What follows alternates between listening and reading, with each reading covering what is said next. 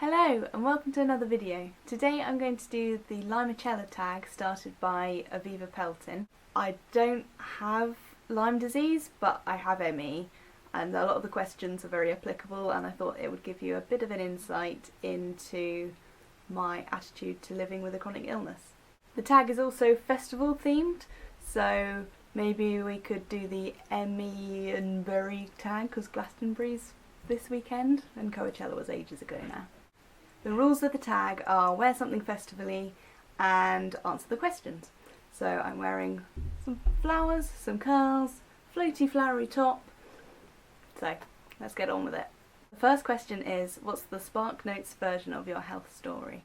I've had ME for 11 years. It started after I had glandular fever when I was 11, and then I got completely better from that, and then when I was 12 I came down with a virus and never got better and was diagnosed with ME eventually.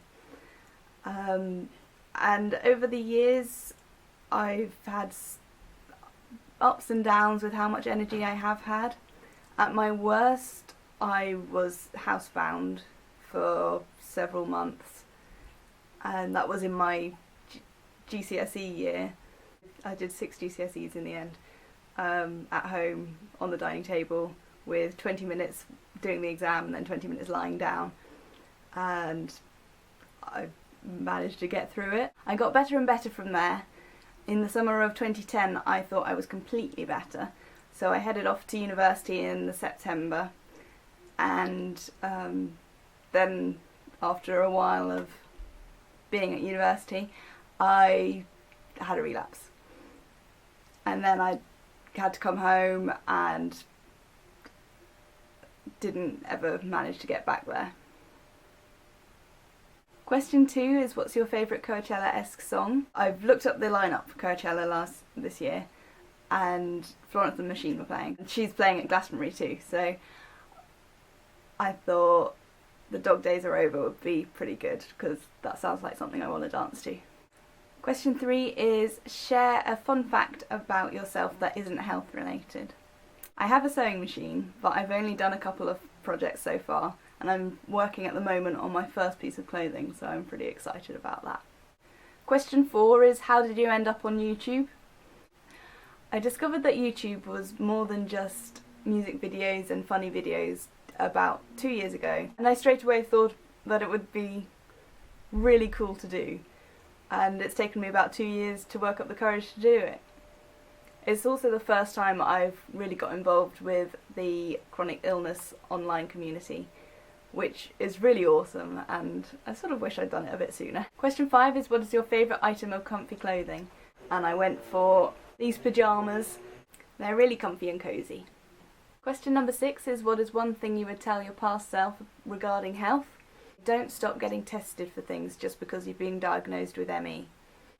As you know, if you've been watching my videos, I've probably got POTS, and there are other things like Lyme disease that I have been tested for, but the tests aren't always reliable, so I might have to go back and ask to be tested properly for that again. Question 7 is, what is the one thing you wish people would understand about chronic illness or Lyme? It has to be the spoon theory. In the description of every video I've made so far, I've left a link below and labelled it, what is a spoonie? And it goes to a video made by a lady who made up the spoon theory, which is all about how using up your finite amount of energy throughout the day is just completely all-consuming mentally as well as the physical pacing of it. If you don't know what I'm talking about, please go and watch that video. Number 8 is, what are your dreams for the future? I make jewellery, like silver jewellery, and I want to turn it into a business, either an Etsy shop or my own website. This is something I made recently, which is a spoonie necklace. It's just got a tiny little spoon on the bottom. Number 9 is, what is your favourite healthy food or new food discovery? And recently I've been trying to snack a bit more healthily. This tin full of dried fruit and seeds and nuts, and I just take a handful of each and put it in a bowl and snack on that. Number 10 is, what is the silver lining of this experience? And there are so many. Silver linings are something that I use as a coping mechanism. If there's something big and bad, I try to focus on the tiny, tiny good positive thing about it.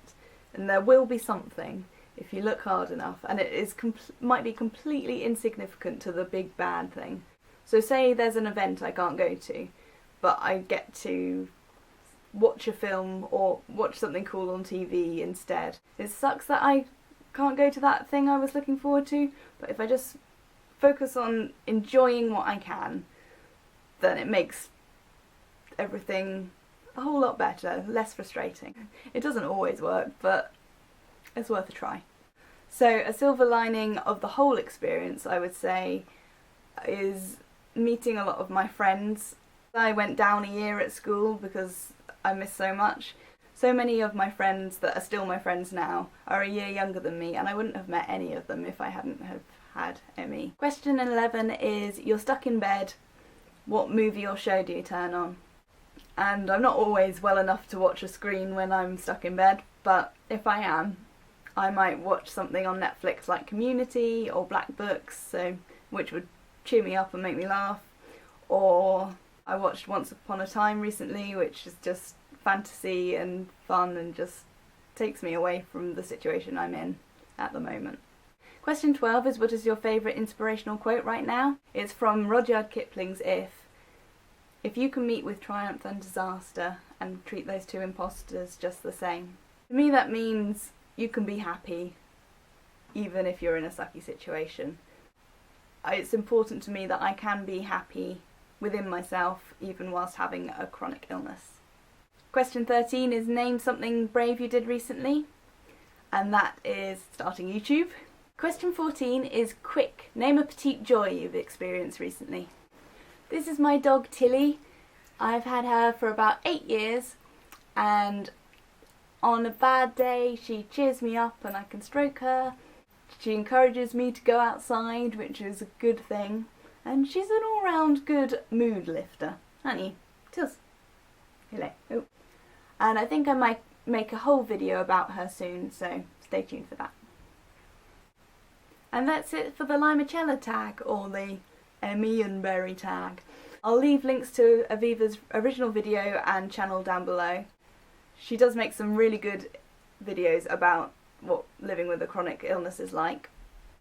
And I'll see you in another video soon. I hope you're having a brilliant day.